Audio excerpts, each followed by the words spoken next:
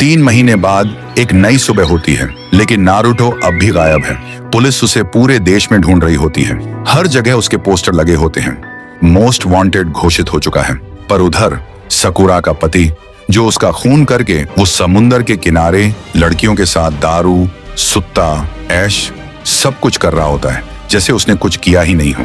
उसी दिन रात में भारी बारिश हो रही होती है। बादल गरज रहे होते हैं। नारुतो बारिश में भीगते हुए सकुरा की कब्र के पास खड़ा होता है। नारुतो घुटनों पे बैठ जाता है।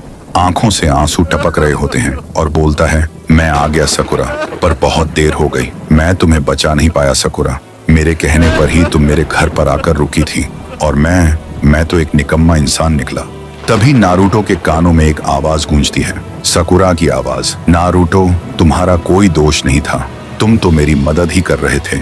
मेरे पति ने मुझे और तुम्हें गलत समझा और बिना सोचे मेरा खून कर दिया और सारा इल्जाम तुम पर डाल दिया। नारुतो का दिल कांप जाता है। वो जोर से चिल्लाता है, बस अब और नहीं। अब तुम्हारी आत्मा को चैन तभी मिलेगा जब उसकी रूह चीखेगी।